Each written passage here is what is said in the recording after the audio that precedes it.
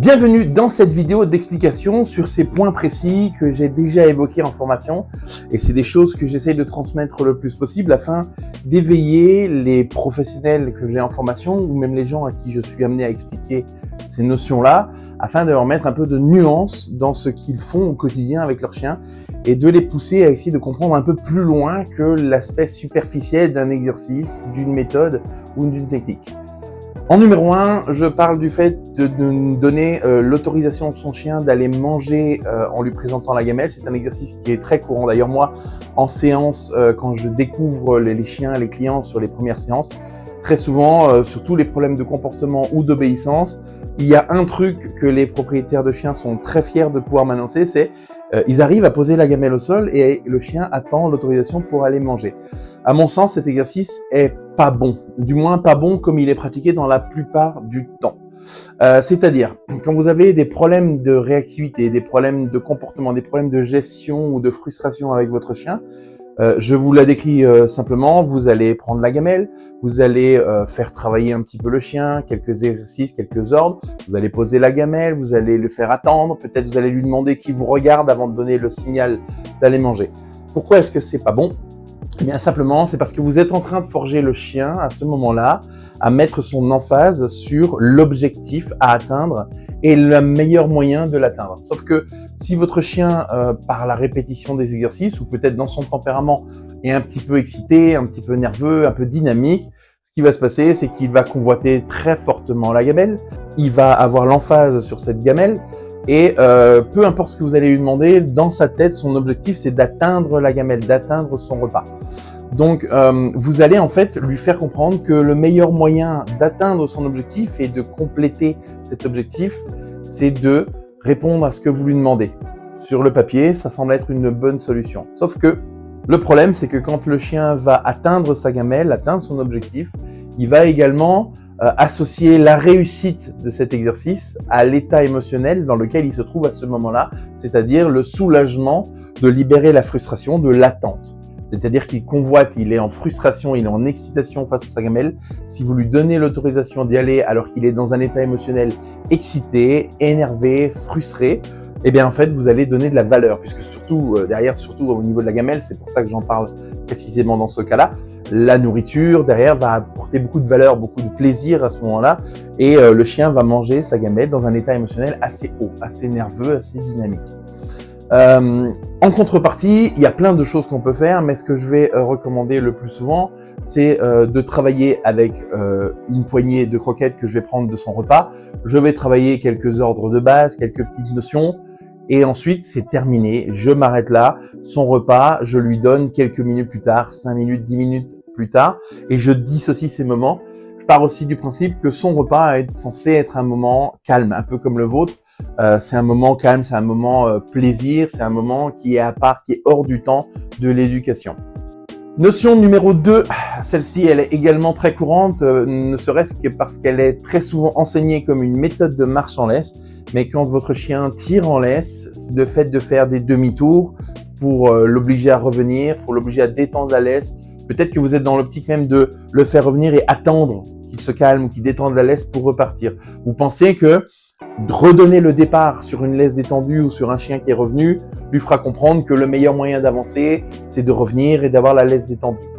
Ça marche à la seule et unique condition que votre chien jamais plus ne fait le moindre pas avec la laisse tendue. Et quand je dis tendue, c'est une laisse qui est simplement tendue entre deux points, entre votre main et son collier. Je ne parle pas d'une traction.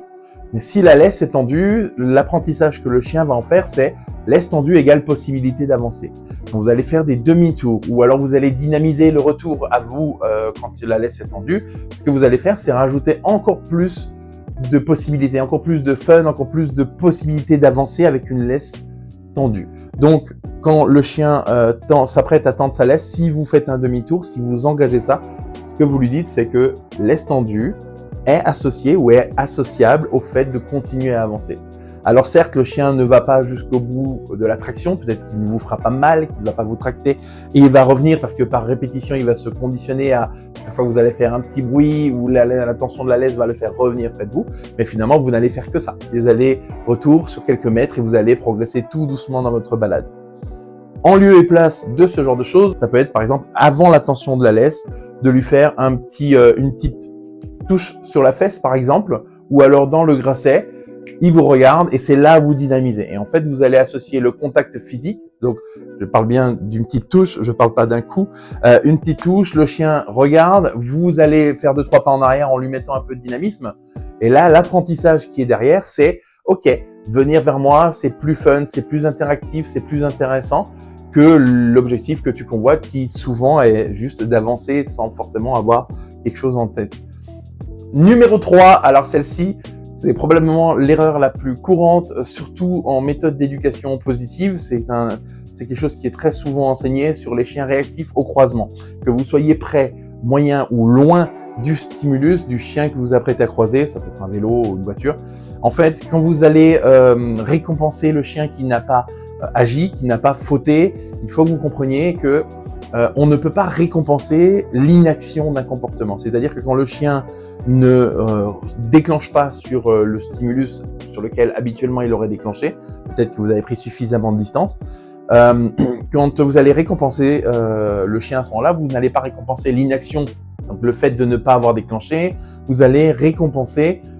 tout l'état émotionnel qui est associé à ça, c'est-à-dire que le chien n'a pas déclenché, mais pour autant, il est quand même monté en pression, il s'est quand même sans doute posé la question, il a quand même pris la décision de ne pas déclencher, mais vous allez récompenser l'état émotionnel dans lequel le chien se trouve à ce moment-là. Il voit un chien sur le trottoir d'en face, il s'excite, il monte en pression, il prend sur lui, vous le voyez, il peut peut-être chouiner, il peut peut-être se tendre un petit peu, et là, comme il n'a pas déclenché, comme il n'a pas aboyé, tiré de toutes ses forces sur la laisse, vous êtes content, vous constatez que c'est un progrès, vous allez le récompenser. Sauf que le chien ne va pas associer la récompense au fait qu'il a pris la bonne décision, qu'il n'a pas fait de bêtises. Il va associer la récompense à tout ce qui s'est passé juste avant, c'est-à-dire la montée en excitation. Et vous allez donner de la valeur à cette excitation, à cet énervement. Et c'est pour ça que dans la plupart du temps, sur les méthodes d'éducation consistant à travailler de loin en récompensant au niveau de la réactivité, on met beaucoup de temps, voire des fois on n'y arrive pas du tout, à se rapprocher du stimulus, puisqu'en fait, on se rend pas compte qu'on est en train de valoriser l'état d'excitation et l'état de frustration du chien. En lieu et place, ce que je vais conseiller, c'est plutôt de laisser le chien monter en pression à ce niveau-là,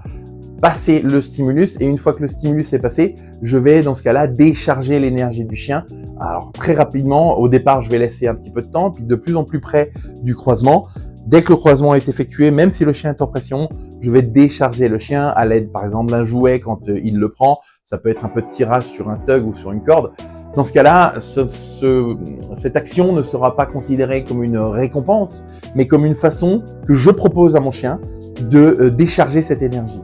Il faut comprendre que quand le chien réagit sur l'autre en face, par exemple en aboyant, en tirant, en agressant, c'est pour lui une réponse évidente, logique, apprise, qu'il a trouvée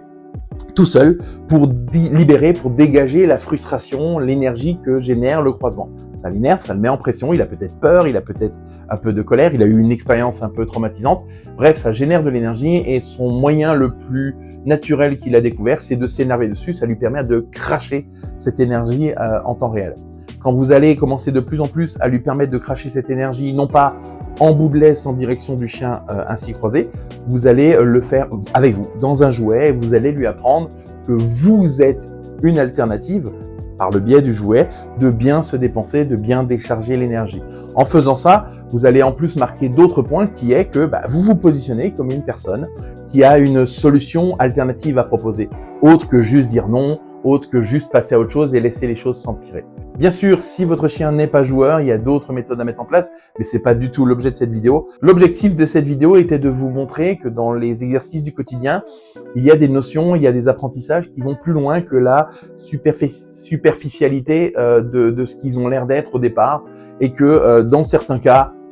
beaucoup d'entre vous qui regarderont cette vidéo ne comprendront pas de quoi je parle puisqu'ils ne sont pas confrontés à ces problèmes, parce qu'il y a plein de chiens pour qui ce que je viens de vous expliquer n'a pas de valeur et ne change rien dans leur comportement, mais il y a beaucoup de chiens, et surtout les chiens qui ont des problèmes de comportement, pour qui tout ça va avoir de l'influence. Et quand vous mettez en place un travail de rééducation, au départ peut-être qu'on est dans quelque chose de très global, on va changer plein de choses dans les habitudes, mais plus on va avancer dans la rééducation, plus il va falloir faire preuve de finesse et de précision dans notre travail du quotidien. Et ce genre de notion est hyper importante.